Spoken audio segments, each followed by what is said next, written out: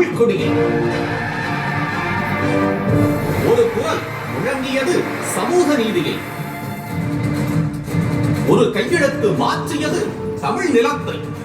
அந்த கரம் படைத்தது 25க்கும் மேற்பட்ட நாடகங்கள், 75 திரைப்படங்கள், 100க்கும் மேற்பட்ட கவியரங்க மேடைகள், பல்லாயிரக்கணக்கான எழுத்தோவியங்கள். அவர் கலைஞர்களுக்கெல்லாம் கலைஞர், தலைவர்களுக்கெல்லாம் தலைவர், முதல்வர்களுக்கெல்லாம் முதல்வர். மூக்க என்பது இவரது முன்னெழுத்து. அதுவே தமிழ் இனத்தின், தமிழ்நாட்டின் முதல் எழுத்தாக ஆனது. சரித்திரம் படைத்தவர் ஒருவர், இனமொழி காத்தவர் ஒருவர், தினம் தினம் தினம் தினம் உழைத்தவர் தலைவர். கலைஞர், தலைவர், முதல்வர், அவர்தான் கலைஞர். கலைஞர் மு. கருணாநிதி.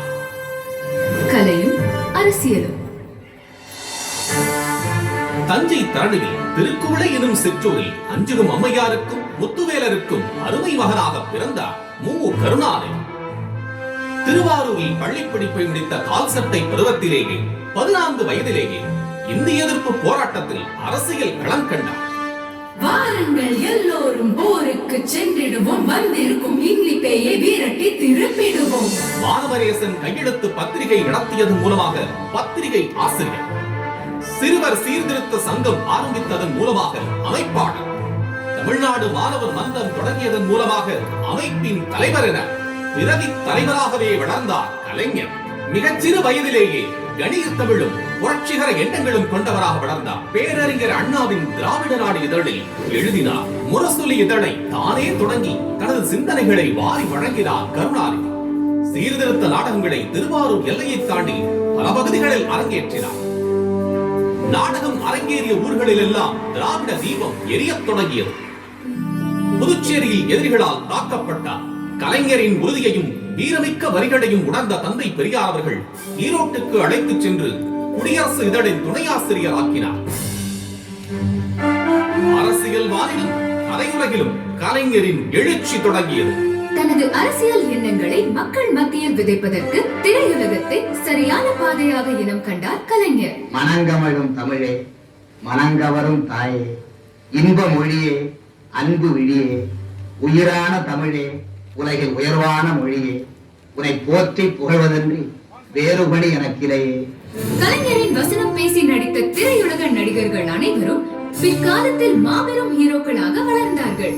எம்ஜிஆர் புரட்சி நடிகராகவும், சிவாஜி கணேசன் நடிகர் திலகமாகவும், SSR லட்சிய நடிகராகவும் வலம் வர காரணமாக அமைந்தது கலைஞரின் கதைகளும் அதில் இடம்பெற்ற வசனங்களும். காலத்தால் அறியாத காவியங்கள் படைத்து திரையுலக சக்கரவர்த்தியாக கோலோச்சினார் கலைஞர் மு. கருணாநிதி. கலைஞரின் வசனத்தில் எம்ஜிஆர் கதாநாயகனாக நடித்த படம் மந்திரி குமாரி. வீரர்களே, சிங்கங்கள் உலகம் காற்றிலே சிறுநதிகள் திரிவது போல இன்று நமது நாட்டை சுற்றி அடைகிறது ஒரு சோழாக்கும். நீங்கள் ஒவ்வொருவரும் 10 பேரும் கிளம்புங்கள். சிங்க தமிழர்களே, நாடக மேடைகளில் தொடங்கிய கலைஞர் சிவாஜி கணேசன் நட்பு வளர்ந்து பராசக்தி திரைப்படத்தில் மின்னி மிளிர்ந்தது. கோவிலிலே குழப்பம் விளைவித்தேன். கோவில் கூடாது என்பதற்காக, கோவில் கொடியவரின் கூடாரமாய் இருக்கக்கூடாது என்பதற்காக, பூசாரியை தாக்கினேன்.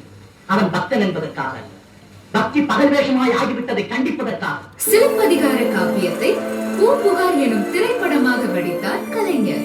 கண்ணகி, கையில் தனிச்சிலம்பரம் வந்திருக்கும் கண்ணகி, நீதி வலுவா நெடுஞ்செழிய பாண்டியனை துணிந்து இளையதுரைக்க வந்திருக்கும் கண்ணகி. கலைஞரின் எழுத்தில் SSR, ஜெயலலிதா, மணிமகுடம் திரைப்படத்தில். நீங்கள் யாரை தேடுகிறீர்கள்? மானை தேடி வந்தேன். அதே மான் தான் நான். உங்கள் பார்வைப்பட்டு மங்கையாகிவிட்டேன். மகான் உன்னை மான் என்று வர்ணித்திருப்பார், மயில் என்று புகழ்ந்திருப்பார். பரவாயில்லையே, பகுத்தறிவுக்கு நீங்களும் வேலை கொடுக்கிறீர்களே. வண்டிக்காரன் மகன் அறிஞர் அண்ணாவின் கதைக்கு திரை வடிவம் தந்தார் கலைஞர். பழி வாங்கறதுக்காக